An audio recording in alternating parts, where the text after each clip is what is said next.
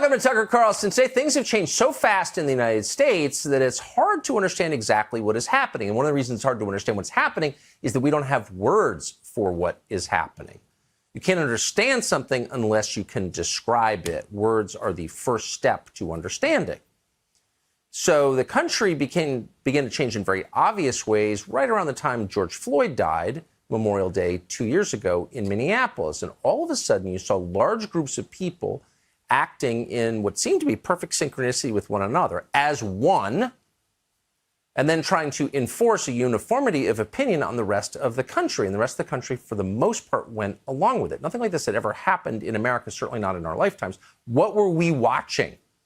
Something new and different, for sure, also something self-evidently threatening to our most basic freedoms and to our human dignity. So what was it?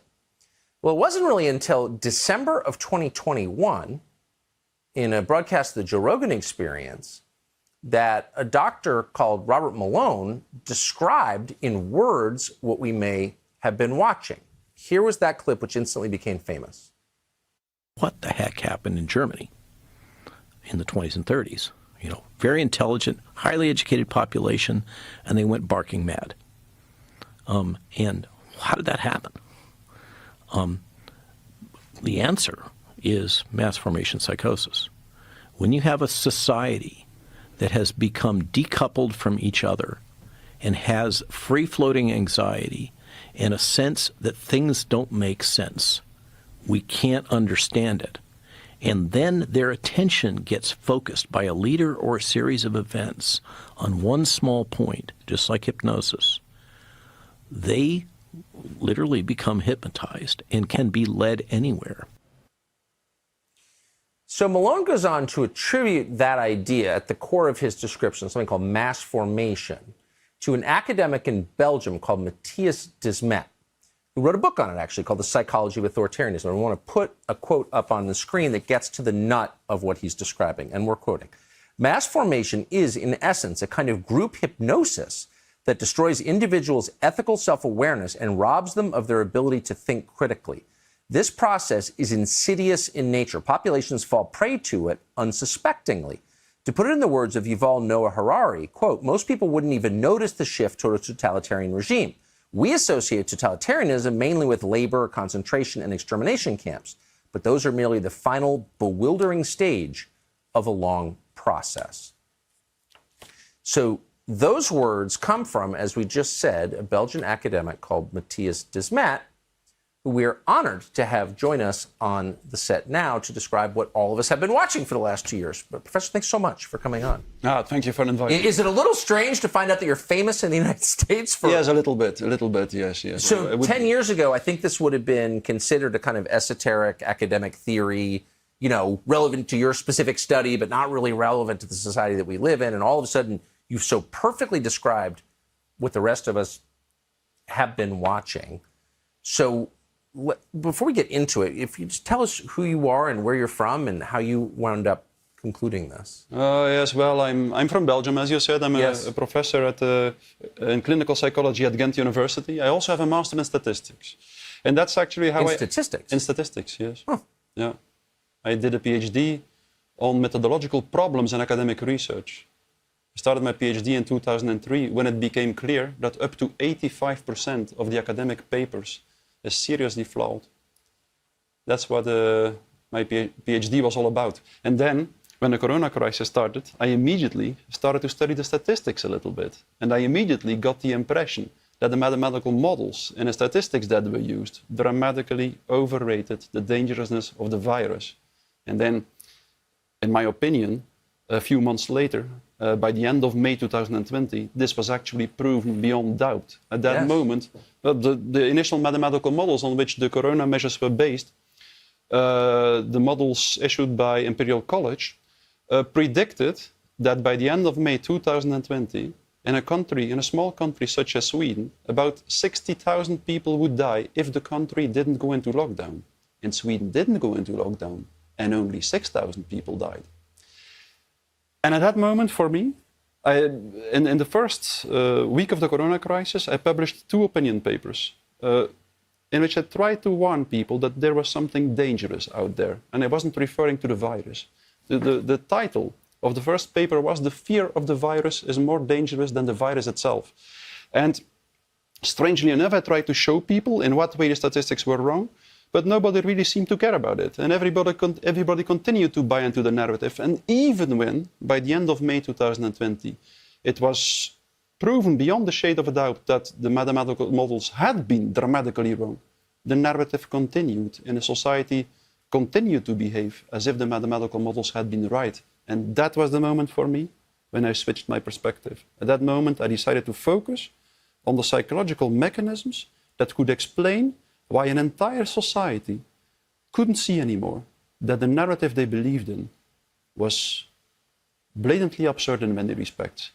And it took me 1 or 2 months before I could, in my opinion, pinpoint it, and before I started to understand that what we were dealing with was a large-scale process of mass formation, which is like a kind of group formation, which has some very strange effects at the level of individual psychological functioning.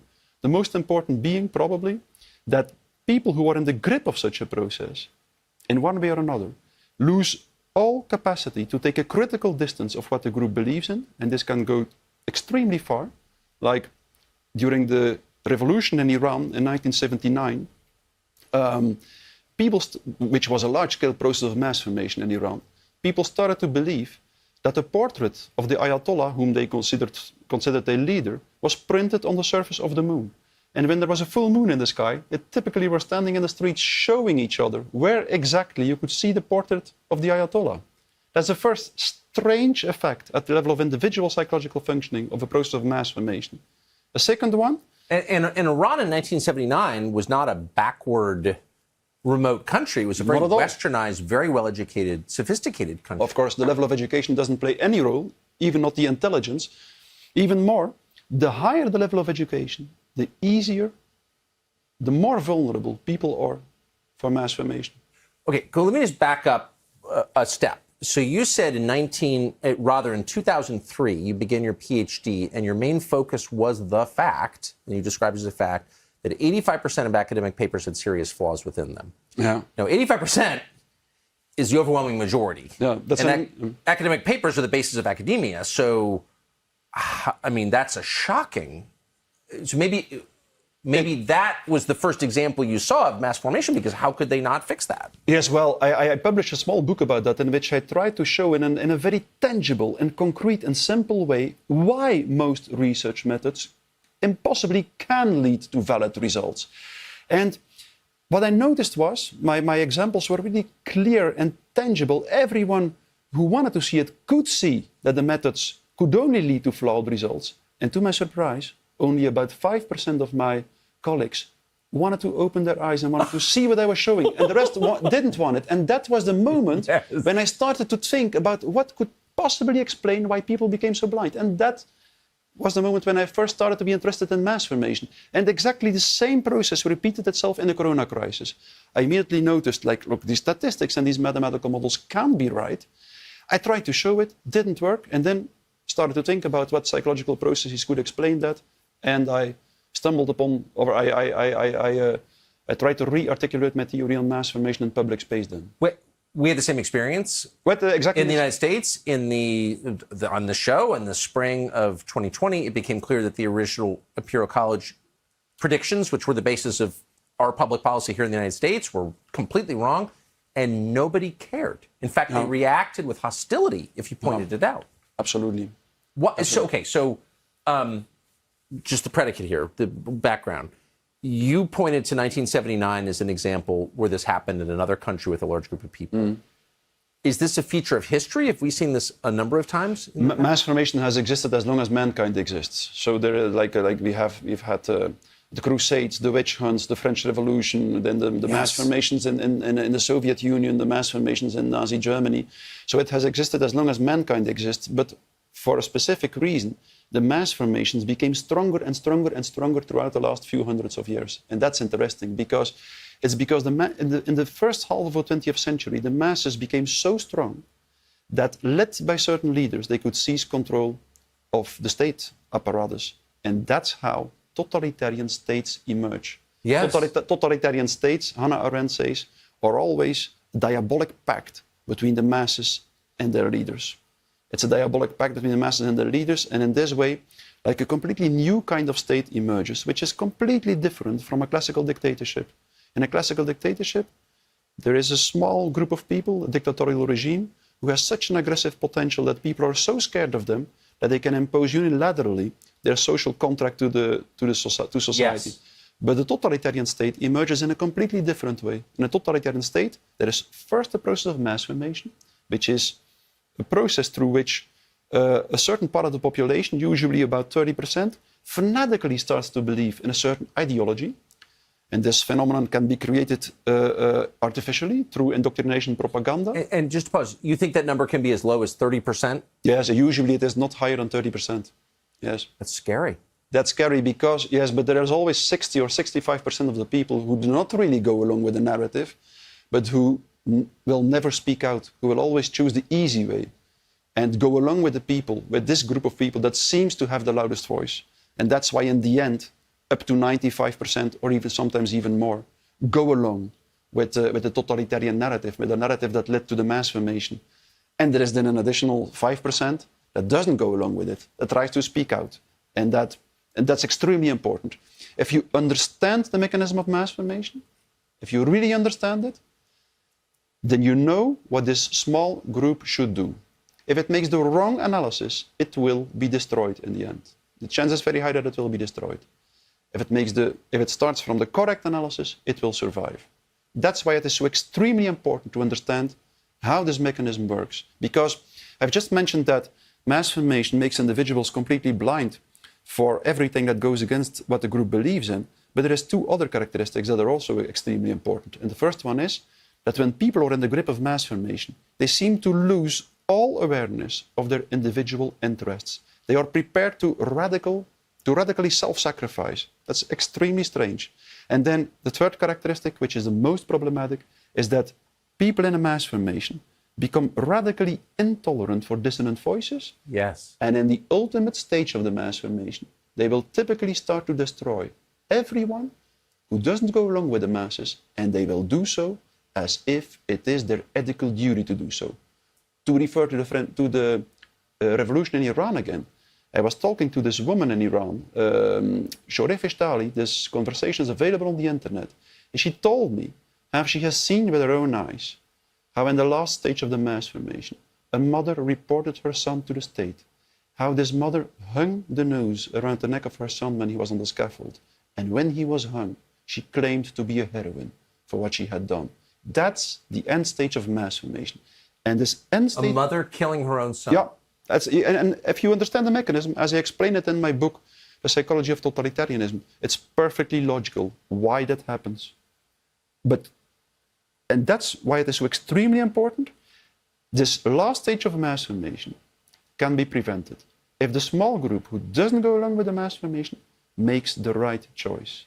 It has to make the right choice. And then this choice has everything to do with whether it will choose to speak out or whether it will remain silent. If it doesn't speak out, it will be destroyed because the masses will move to the last stage. So it's just quintessential for this group to continue to speak out in a honest, sincere way. And all this follows from the mechanism of mass formation. If you understand it, you will see why the people who do not go along with it have to speak out. And that's what I explain in my book. How this phenomenon of mass formation, which is a kind of group formation, emerges under very specific conditions. So like the first and the most important condition is always that many people have to feel disconnected from their natural and social environment. And that was definitely the case just before the corona crisis started. The number of lonely people peaked. Up to 40% of the population worldwide reported not to have one meaningful relationship and to only connect to other people through the internet. And from this follows the second condition. If people feel disconnected from their natural and social environment, they will typically start to struggle with lack of meaning making. To give an example from the situation just before the corona crisis, 60% of the people worldwide reported that they considered their job to be a so-called bullshit job. That means a job without purpose or meaning. And in this state, if people feel socially disconnected and they feel a lack of meaning making, they will typically start to suffer from something very specific at the affective level. They will feel confronted, they will be confronted with so-called free-floating anxiety, frustration, and aggression. That means a kind of anxiety, frustration, and aggression that is not coupled to a mental representation, a kind of anxiety, frustration, and aggression in which people don't know what they feel anxious, frustrated, and aggressive for. And that state is extremely aversive. If you feel anxious and you don't know what you feel anxious for, you have the feeling that you cannot control your anxiety. If you feel frustrated and aggressive and you don't know what you feel frustrated and aggressive for, you cannot take it out to someone, and all the frustration and aggression piles up in your psychological system and leads to a certain very aversive tension. And in this state, if the population is in this state, something very specific might happen. If under these conditions, a narrative is distributed through the mass media, indicating an object of anxiety, and at the same time providing a strategy to deal with that object of anxiety, for instance, the lockdowns to deal with the virus, concentration camps to deal with the Jews, witch hunts to deal with the witches, and so on. If under these conditions a narrative is distributed, disseminated through the mass media, indicating this object of anxiety and a strategy to deal with it, then there might be a huge willingness to participate in a strategy to deal with the object of anxiety, no matter how absurd this narrative is. Simply because, in this way, people feel that they can control their anxiety. They feel that they have something to direct their frustration and aggression on. So that's the first extremely important step. And then follows the second one, which is the really dangerous step. Because so many people participate at the same time in the strategy to deal with the object of anxiety, they feel connected again. It is as if their loneliness disappears. They feel full of solidarity. And that's the point. They have the feeling that they fight this collective, heroic battle with a virus, and they will consider everyone who doesn't go along with them as an egoist, as someone who lacks all solidarity. And that, in itself, the strange thing is, you could say, well, what's the problem? People felt lonely, and now they feel connected again. So what's the problem? But there is a problem. Because in a mass is a group that is formed not because people connect to each other. A mass is a group that is formed because each individual separately connects to the collective. Meaning that the famous solidarity of the masses is never a solidarity with other individuals. Right. It's a solidarity with the collective. And the longer the mass formation exists, the more everyone demands that everyone sacrifices all his personal interests for the collective. And that's exactly the reason why, in the corona crisis, for instance, everyone was talking about solidarity. And at the same time, we accepted that if someone got an accident on the street, we were no longer allowed to help him. At the same time, we accepted that if our father or mother our parents were dying somewhere in a nursing home, that we were no longer allowed to visit them. So it was everyone had to sacrifice everything for the sake of the collective. So mass formation is extreme collectivism. It's extreme collectivism. It's the balance between individualism and collectivism that goes completely in a direction. But there's no actual, but at the same time, the people who encourage it discourage the formation of individual relationships between people. Always. So the government in this country, the Biden administration, was encouraging children to turn in their parents to law enforcement if they said something that deviated from the corona narrative online. Yeah. So they're breaking apart solidarity between people. Of course. Of course, there's always a feature of it. The strange thing is that this happens spontaneously. In every group which has an extremely strong group identity, all the energy will be sucked away from the bonds between the individuals. For instance, in a military commando, if they have to do something dangerous, they will typically demand that there are no sexual relationships between the members of the group. Right. Simply because this relationship between the members, this strong relationship, could threaten the group in a dangerous situation. Right. These members could choose for each other instead of for the group. So that happens in every group with a very strong group identity. Spontaneously and in a mass to an extreme extent. In a mass, all solidarity, all the love between the individuals is sucked away, and it's all injected in the love between the individual and the collective. And that's why, in the end, even the strongest bond, the bond between the mother and her child, completely impoverishes. And even mothers report their sons to the state and get them killed if they feel that they are not loyal enough to the state. So it's a natural. It's a psychological process that is very logical, but that is extremely dangerous. And that's exactly why we have to try to understand it, and we have to try to understand what we can do about it. So what we can do about it, first of all, the hair on my arms is standing up because you've so precisely described what we've all just seen. I mean, precisely. Because it sounds like this is a feature of human nature. People are this way, always. Can you think of examples where mass formation was stopped before it became totalitarianism by a small group of people standing up and saying no? Oh, definitely. You know, the first totalitarian systems in history were the Soviet Union and Nazi Germany in the first half of the 20th century. But there were trends towards totalitarianization at several places in the world. And in most places, they stopped. Well, all through Europe. Yes, they stopped. And the problem in the Soviet Union and in Nazi Germany was that the resistance at a certain moment decided to go underground and to stop speaking out in public space. That happened in 1930 in the Soviet Union and around 1935 in Nazi Germany. And within 6 months, in both countries, the destruction campaigns started. Within 6 months, the destruction campaign started. So there is a almost perfect correlation between the resistance that stops to speak out and the start of the atrocities and cruelties in a country. Simply because if you understand the mechanism, then you know, like mass formation is a kind of hypnosis. It's identical. It's exactly the same. In a hypnotic procedure, there is someone, a hypnotist, who focuses the attention of someone else on one aspect of reality, for instance, an object that is swinging on a chain or something. And once the attention is focused on that one aspect of reality, all the rest of reality disappears. All the rest of reality, it is as if the rest of reality doesn't exist anymore. And this mechanism is extremely strong. A simple hypnotic procedure is sufficient to focus someone's attention so much on one aspect of reality that the person won't notice anymore that there is a surgeon who cuts through the skin, through the flesh, even straight through the breastbone to perform an open heart operation. That happens all the time in a university hospital in Belgium. There is a professor, Elisabeth Femonville, who uses this simple procedure to focus a patient's attention on something, and then the surgeon can do no matter what he wants, cut through the breastbone, the patient won't notice it. So that's the power of this mechanism of the focusing of attention. Exactly the same happens in a mass formation. First, people start to deal with all kinds of emotions that are no longer coupled to mental representations.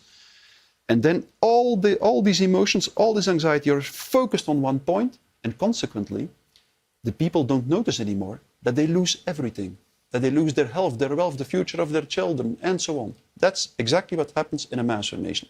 So once you understand that the mechanism of mass formation is a kind of hypnosis, you understand that it is a phenomenon that is always provoked by the voice of someone, the leaders of the masses who use indoctrination and propaganda to continue the mass formation, and then you also understand that if you want to disturb the mass formation, then you have to continue to speak out, that the dissonant voices have to continue to speak out. If the dissonant voices, if the people who do not go along with the masses continue to speak out, they won't succeed in waking up the masses. Sometimes someone will wake up, but usually the people will continue to be in the grip of the mass formation. But that doesn't mean that their speech has no effect. Not at all. Their speech will constantly disturb the hypnosis to a certain extent, and it will prevent the hypnosis to become so deep that the people become convinced that they have to destroy everyone who doesn't go along with them. From the 19th century onwards, scholars like Gustave Le Bon have described that the people who are not in the grip of the mass formation that their speech has exactly this effect. It doesn't wake them up, but it disturbs the mass formation, and it makes sure that it doesn't go so deep that the masses start to commit atrocities. And in this way, that's from a strategical point of view, quintessential. In this way, what will happen is the following. The masses are always self-destructive, and they will slowly exhaust themselves. They will exhaust themselves and destroy themselves before they destroyed the people who do not go along with them. So once you understand that the first and foremost strategical principle that you have to follow is that you have to continue to speak out. And at the same time, it's also an ethical principle. As a human being, Yes, it is an ethical principle. it's an ethical principle. As a human being, you have the ethical duty to articulate these words that seem sincere and honest to you, no matter what the consequences are. And if you do that, we have numerous examples described by Solzhenitsyn, by Primo Levi, by Viktor Frankl. If you do that, something wonderful will happen. If you stick to your ethical principles, when the world dehumanizes, you go through a very fast process of mental evolution. A very fast process of mental evolution as a human being. You start to become stronger and stronger and stronger as a human being at the mental level, and sometimes even at the physical level. If you read Solzhenitsyn, he gives these wonderful examples of how in the gulags, most people started to act in a beast-like manner. Yes. But there were some, a small minority, who went in exactly the opposite direction, who in this pool of darkness chose to try to represent humanity, and who became more and more determined to stick under all conditions, no matter how difficult it was, to their ethical principles. And Solzhenitsyn gives these wonderful examples in which he describes how these people very often survived the concentration camps and became even stronger while most others died within a few weeks or a few months. Of course, it's not a guarantee, but I think that if we understand that, we understand that the process of mass formation and everything that happens now, in a certain way, has meaning and purpose. It should motivate us to understand the value of ethical principles for a human being. It should make us more determined to continue to live according to ethical principles while the rest of the world leaves them behind. So, let me just say this. One of the most amazing conversations I've ever had, and I'm so grateful that and I mean that, I'm grateful that you're here. I feel like you're speaking directly to our country. What is the difference between the people who go along, which is the majority, it sounds like, and the smaller percentage who decide, no, I'm going to say what I believe is true no matter what? What makes people to decide to take one path or the other? And can you predict it ahead of time? no, you can't. From the 19th century onwards, from the moment psychologists have been studying the phenomenon of mass formation, it has been remarked and observed time and time again that every time a mass emerges in a society, there is a small group who doesn't go along with it. But the small group is extremely diverse and heterogeneous. Yes. And nobody seems to know what connects these people. I've noticed this. Which characteristic these people share. But in one way or another, they all make this fundamental decision, a decision that cannot be reduced to anything else. They make this decision to choose for truth speech instead of choosing the easy way and going along with a narrative where everybody believes in, but of which everybody actually knows that it is utterly absurd and unethical. So, because the mass formation, that's very interesting. The reason why people buy into the narrative that leads to mass formation is not because they think that the narrative is correct. Not at all. The reason why they buy into the narrative is because it leads to this new social bond, because it makes them feel connected again. Because loneliness is the most painful state. We don't know it, but it is like that. We don't realize it, but it is like that for a human being. And it wants to escape. It wants this new social bond. And the reason why people buy into it is because it leads to all these psychological advantages. It couples the anxiety to an object. It provides an object at which people can direct their frustration and aggression. It leads to this new connectedness. So that's the reason. This new social bond and the affective advantages is the reason why people continue to go along with the narrative, no matter how absurd it becomes. We could even say more. It's just the same like people in a football stadium all sing the same song, not because they think it's the most beautiful song in the world. No, it's because the song connects them with the other people. And And you could even say more.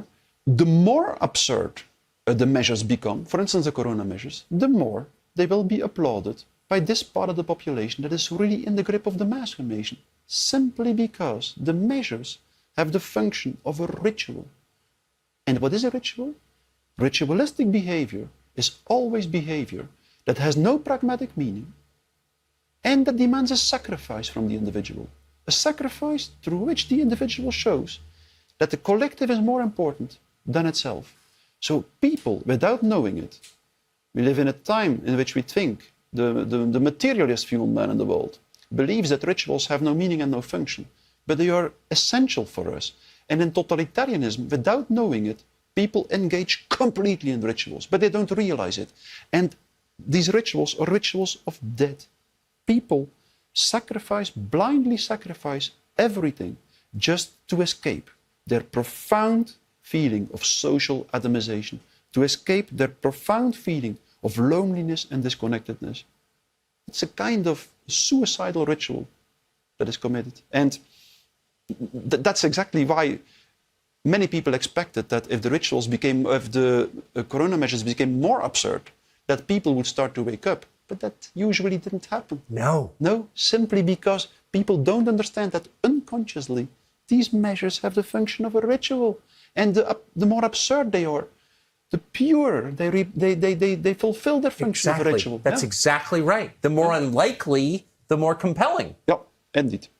So then you have to get, I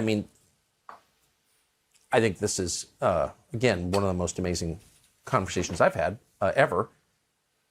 But it does raise the question of motive. Like, why did Robespierre do that? Why did Lenin do that? Why did Hitler do that? Why did our own government, not all of whom are evil, a lot of good people, why did they do this? Yes, we have answered the question, I think, why the population goes along with the narrative. Yes. Because there are all these psychological problems and they are solved by the mass summation. But the second question is, why does the elite do it? Yes. and I think throughout the last few hundreds of years, we have seen two things developing alongside each other. On the one hand, the population got in a state where it became more and more vulnerable for mass formation. And this simply has to do with our mechanist, rationalist view on man and the world. Something in our rationalist, scientific ideology disconnects people from their social natural environment. That's what I describe in detail, really in detail, in the first 5 chapters of my book.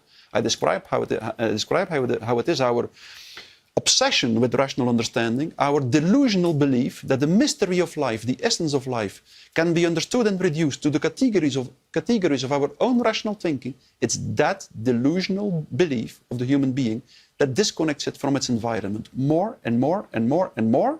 And that's exactly the reason there was more and more disconnectedness in the population. That led to the mass formation, which became stronger and stronger and stronger, and in the end made it so strong that totalitarian states could emerge. But at the same time, another process happened at the level of the elite. This mechanist, rationalist view on man and the world created a new elite. An elite which rationally tried to understand the psychological processes in a society and then used this rational understanding to manipulate and control the population. And that's why immediately after the French Revolution, that means after the fall of the Ancien Régime in France, immediately we saw the emergence of modern indoctrination and propaganda. Napoleon was the first one who established a Bureau d'Opinion Publique, a kind of office for propaganda. And then in the beginning of the 20th century, like 100 years later, we saw already these enormous propaganda machineries of the First World War. And it became worse in the Second World War, and now it's even much, much, much more worse. Our entire public space is saturated with indoctrination propaganda constantly, simply because it's strange. If you read the works of the founding fathers of indoctrination propaganda, such as Lippmann, Trotter, Bernays, then you hear how these people think in the following way. They say, well, since modern democracy, the political leaders are not true leaders anymore. They have to be elected, meaning that they have to follow the masses. So they can never control the masses. And at that moment they decided, and you can read this literally in the works of the people I just mentioned, Lippmann, Trotter, Bernays. At that moment, these guys decided, we need constantly to manipulate the masses, or otherwise they will govern the country and not the politicians or not us. That's so right. the elite relied more and more and more on indoctrination, propaganda, manipulation, psychological operations, brainwashing, and so on of the population, just to manipulate the masses from behind. To subvert democracy, to end the promise of democracy, yes, of course, which is the people will rule. Of course. That's the problem. Yeah, exactly. So why do they do it? Well, why do they do it? You know, that question should be answered, I think, in a very nuanced way. Many people think that totalitarianism is all about power and that it's all about the money. And to a certain extent, that's true. But the ultimate motivation of totalitarian leaders is always ideological in nature. Yes. Believe me, it's ideological. Like Stalin actually believed in Marxism. Of course, and he wanted to sacrifice everything, all his money and all his power, if he could just reshape society according to his Marxist ideas. That's so typical for totalitarian leaders. They want to sacrifice everything. And they actually believe it, though. They usually don't believe the narratives they use, but they believe the ideology blindly. So, like in this case, I think here in our situation, for me, the ideology at work is a technocratic transhumanist ideology. Yes. And in order to impose this ideology to society, people use, the elite uses, the large global institution uses all kinds of narratives to try to entice the people to go along with this ideology. And these ideologies, well, these narratives are like the climate narrative or the terrorism narrative or the corona narrative. And usually the totalitarian leaders usually don't believe, they fanatically believe in their ideology. They really believe that their technocratic transhumanist ideology will create like a new paradise for the human being. But they usually don't believe the narratives they use. Right. They believe so blindly and fanatically in their ideology that they think it is justified to lie, cheat, and manipulate the population, to convince them to accept all these ideological changes they try to impose to society. So we have to distinguish, I think, if you ask the question why they do so, in the end, I really believe they do so because they believe they have this obsessional drive to impose their ideological fiction to society. That's the root cause, I think, or the root motivation of totalitarian leaders. And I know that's not very popular. Most people prefer to believe that it's all about the money. Because I know some of them, and I agree with you 100% that there's a sincerity at the bottom of it. So how far along is the West in what appears to be this move toward totalitarianism? Well, you know, in 1951, Hannah Arendt said that we've seen the collapse of fascist totalitarianism, she said, and we will soon witness the collapse of communist totalitarianism. But she said a new totalitarianism will emerge, the ultimate totalitarianism, and that is the technocratic totalitarianism, a kind of totalitarianism which is not led by gang leaders such as Stalin and Hitler, but which is led by dull bureaucrats and technocrats. And I think Hannah Arendt wrote that in 1951? Yeah, in 1951 she wrote that. I mention it in my book. And that technocratic totalitarianism is the ultimate manifestation of the kind of ideology I just referred to, this kind of materialist, mechanist ideology, which believes that the entire universe is like a set of elementary particles, atoms and molecules that all interact with each other according to the laws of mechanics, and that can be perfectly understood in a rationalist way. If you start from such a view on man and the world, then the logical conclusion is that this universe machine and this machine-like society should be led not by democratically elected politicians, but by technocratic experts who possess the rational knowledge to make the machine run as smoothly as possible. So that's the delusional belief of a technocratic system. It's a logical consequence of our rationalist, mechanist view on man and the world. That's as we have to. The real enemy, for me, is not the elite. It's that ideology, that rationalist view on man and the world, that on the one hand created a new kind of population which was so vulnerable for mass formation, and on the other hand created an elite which delusionally started to believe that it could manipulate, cheat, control, tried to steer everyone in society. So that at the root cause of the problem is this mechanist ideology, which always presents itself as science, but which has nothing to do with science. But how did you, I mean, given your job description, I mean, you're a prime candidate for believing that. Everyone in your world believes that. Why don't you believe that? I have no idea. I was never I had never a great talent to believe what other people believed. In one way or another, I always try to think with my own head. And I think like, well... What did your parents do? Like, what world were you raised in? Were you told it was important to think for yourself? I will tell you something about my parents. My father didn't want me to go to university because he said, you will see, he said, the institute that pretends to represent the truth in society, you won't find much truth there, he said. And so I decided to go to university against his will. Had he gone to university? No, but he was a very intelligent person who read a lot, really a lot, every day in the morning and the evening, but who had like a contempt for all kinds of degrees, academic degrees. He said like the only reason why you should gather knowledge is because you have a passion to know, a real passion for knowledge, and not because you want to have a certain degree. And he also, in his opinion, a human being had to work with its hands and then also read and learn something in its spare time. I think I would like him. Maybe, yeah, maybe. So, but I went to university, and actually now that when I became a professor, I could understand them more and more. I'm happy that I went to university, but I'm also disappointed. I don't think that. Well, maybe that applies to society in general, but I don't think that most people are motivated by a search for truth. No. How you become very public with these views, and the response to them, at least online, has been enormous. And you become famous in this country anyway. I have no idea how you're regarded in Belgium, but how do your colleagues at the university feel about what you've said? Most react in a very defensive way.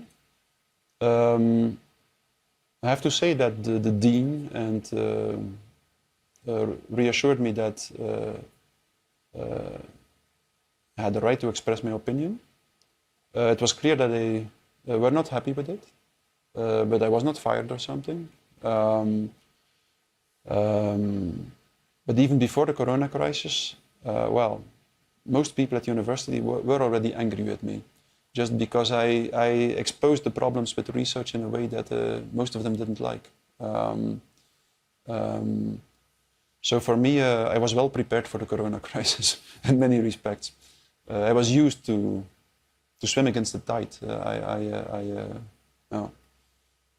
So everything about, or virtually everything about, our response in the West to corona has been exposed as incorrect, at best, fraudulent at worst, right? So we know how wrong everybody was. Does that change the public's mind? I don't think so. Maybe for a small percentage of the people, it changes their mind, but most of them, in a strange way, will continue to buy into the narrative for the reasons that I just mentioned. And the problem is that there's this phenomenon of mass formation.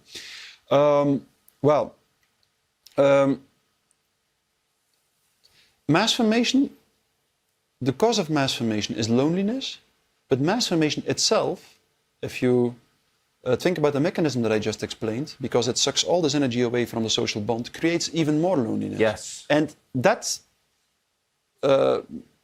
puts society in a condition where it is even more sensible, more vulnerable for mass formation. So if one large-scale mass formation emerges, there is a good chance that a second one will emerge, which might be even more powerful. So, and if we really want to get rid of this process of mass formation, we really will have to do something. We really have to move beyond this rationalist view on man and the world. I mean it. That's the ultimate cause.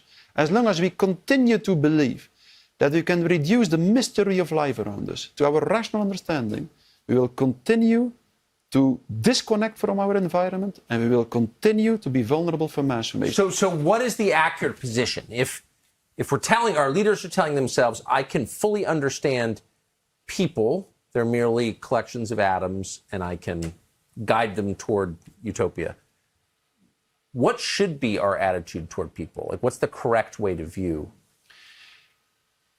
We will have to educate them in such a way that they start to see that they start to develop the capacity to connect to the world in a different way. I will quote René Thom, one of the most famous mathematicians of the 20th century and one of the founders of complex dynamical systems theory. He said, this part of reality that can be understood in a rational way, and he was a scientist, a top scientist, this part of reality that can be understood in a rational way is very limited. And the rest of reality, we can only understand by empathically resonating with it. And what René Thom said there, by empathically resonating with it. So he differentiated between two different kinds of knowledge. A rational knowledge and a kind of resonating, empathic knowledge of what happens around us. And there were so many traditions in which they were aware of the differentiation. For instance, the samurai tradition in Japan said that if you learn the martial arts, or no matter what other art, or no matter what other craft, there first is the rational, technical aspect of it. First, you learn techniques which you can understand in a rational way. But when you practice these techniques for a long time, you will start to develop something else, something that transcends all rational understanding. You will start to develop a certain feel with the art you practice.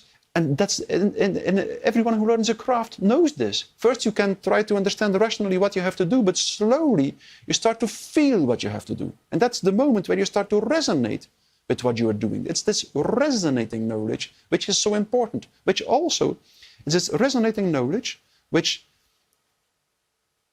makes you feel the object that you're making in a craft, or which makes you feel the art that you're performing, or that makes you feel the object that you're studying in a scientific study, and so on.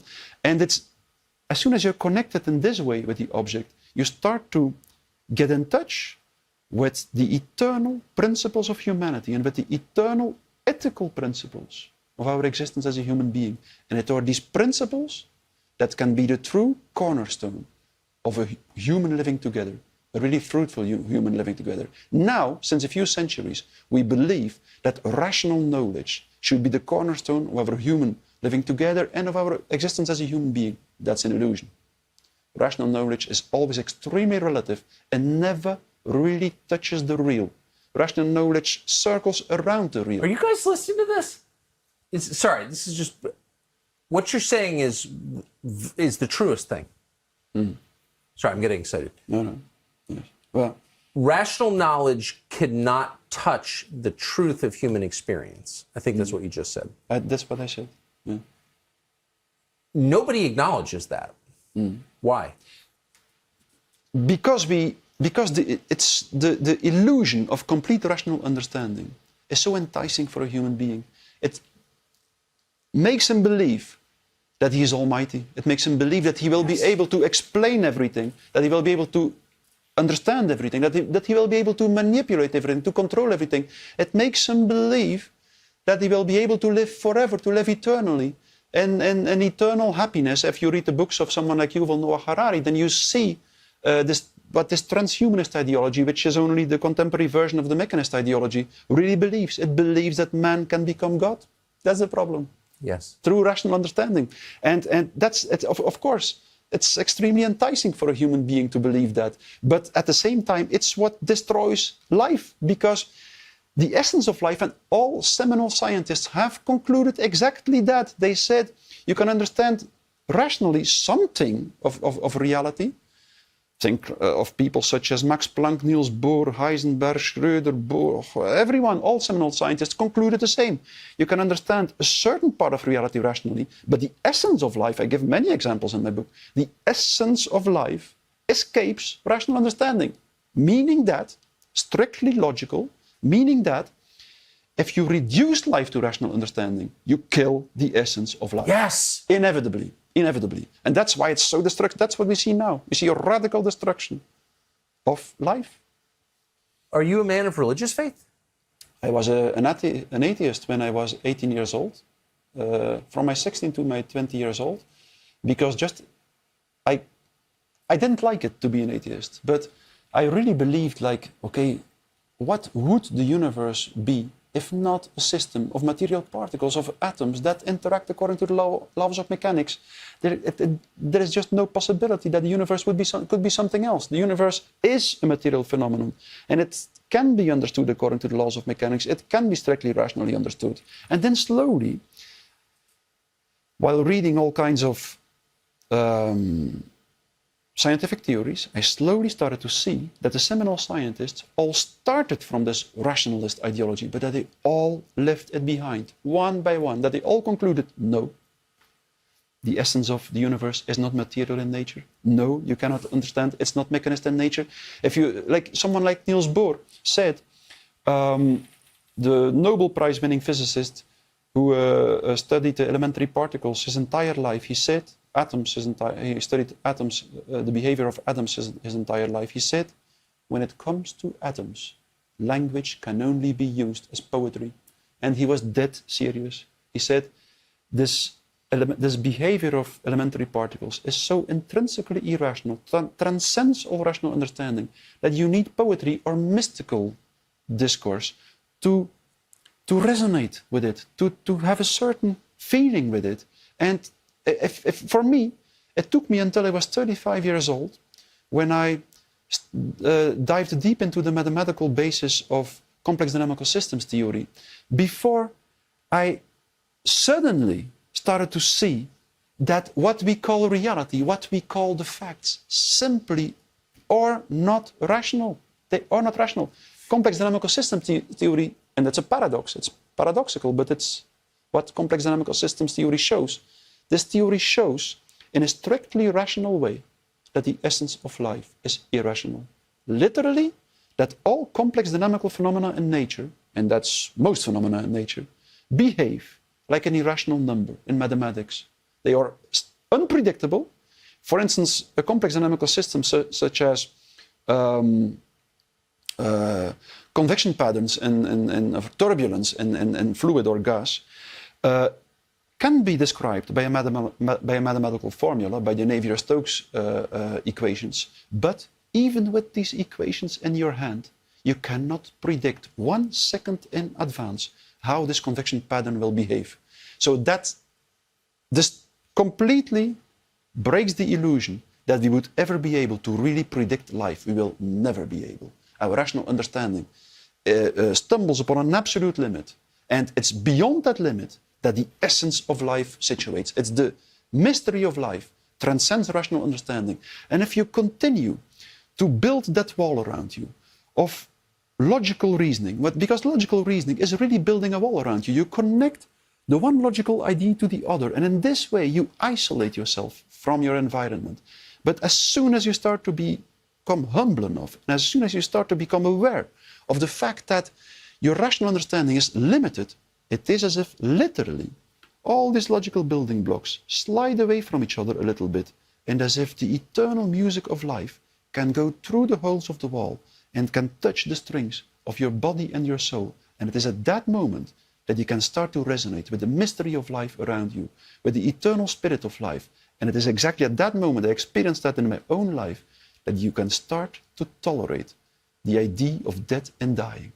And that's the most elementary disease of our society, because we believe, we are so obsessed by rational understanding, we don't know anymore what to do with the idea of death, dying, suffering. Yes, that's right. It's exactly right. And we deny it. We pretend it's not real. And that gives rise to great anxiety, don't you think?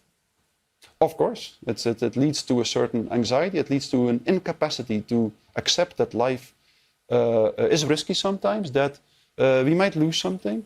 It leads to, in a strange way, at the same time, people reduce this life to something complete, or the rationalist ideology reduces this life to something completely meaningless, to a biochemical process in our brain or to a biochemical process in our body, and at the same time we cling to this life as if it is the only thing that counts. So that's a paradox. Yes, it is. It is. Yes, it is the paradox. So where did it lead you from atheist to what? At least it led me to someone who understands that we should be humble enough to know that we will never, that our rational understanding is important, but that it is only the first stage and that it should never be the goal in our lives. There is something that transcends rational understanding that is much more important. And I also believe that it made me, I will quote Max Planck, also a Nobel Prize-winning physicist. He said, "I've spent my entire life in the laboratory investigating elementary particles, and I came to the conclusion that our rational understanding is extremely limited, and that in the end, the only thing that counts is something that transcends rational understanding. That in the end, it's a contact with something that we can only resonate with." He said it in a very literal way, and he said that something that transcends all rational understanding. I will be clear, he said, for me is a personal God. He said, a personal God. So he said, in my opinion, in my experience, science ultimately arrives where religion once started, in a contact with something that transcends all rational understanding. And that something, he said, that transcends all rational understanding, for me, is a personal God. That was how Max Planck put it. It is a wonderful book. You should read it. It's so wonderful. It's a wonderful book in which he shows, or in which he describes an experience that most seminal scientists have experienced. Namely that if you follow reason, and if you really push rational understanding to the limit, you suddenly arrive at the limit, and it's there that the real journey of life starts. Yes. Do you have hope for the West that we can stop what seems inexorable, unstoppable? Of course, yes. I'm realistic in the short term. I think that the years to come will be difficult years, very difficult years. How? I think that this technocratic system and this rationalist ideology will impose itself in a radical way to our society. Everyone who doesn't want to go along with it will be excommunicated, I think. But if this group makes the right choice, and the most important thing is definitely that it should choose to continue to speak out, I mean it. We should continue to speak out, no matter how difficult it becomes. It will survive, and it will, after a while, it will be able to deliver the real ethical principles that have the potential to organize a society in which human beings can live a life worthy of a human being. I think that's what awaiting us, I think. How deep is your commitment to saying what you believe is true? I mean, is there any circumstance where you would stop speaking? I don't think so. Period. You know, yes, I don't think so. What I experienced throughout the last 2 years showed me something that for me is the most important thing in life. I lost some things. I was, to a certain extent, kicked out of some academic commissions and so on, because people didn't want to be in the same academic group as me anymore. But the more I continue to speak out, and I always try to do so in a calm and quiet way, I think that's important. Yeah. We should try to speak out in a sincere and honest way, not because we are convinced that we are the only ones who know the truth or something. No, just because we want to live up to this ethical duty of articulating the words that, to the best of your own understanding, are true words, sincere words, and honest words. And while I try to do so, time and time again throughout the last 2 years, or 2.5 years, I started to feel that like a soft, warm power become stronger and stronger in myself. Yes. And I started to feel that we indeed might lose a lot, But we shouldn't care too much about that. We should make sure that we don't lose the only thing that is really important for a human being. And it is exactly this feel with the eternal principles of life, with the eternal, you can call it no matter what you want, with what transcends all rational understanding, with truth. The truth. That's the only thing that we should really care of and make sure that we don't lose it. All the rest is of secondary importance, I think. Really a remarkable conversation, and I want to thank you for coming all this way to have it with us. And I hope this is seen by, as many people as can possibly see it. Thank you very much for inviting me. Well, thank you. That's heartfelt. For listening to me. Remarkable. Mattias Desmet, an amazing man. Tucker Carlson is the name of the show. 3 episodes a week on Fox Nation. Of course, we'll come back and see you every weeknight at 8 p.m. on the Fox News channel.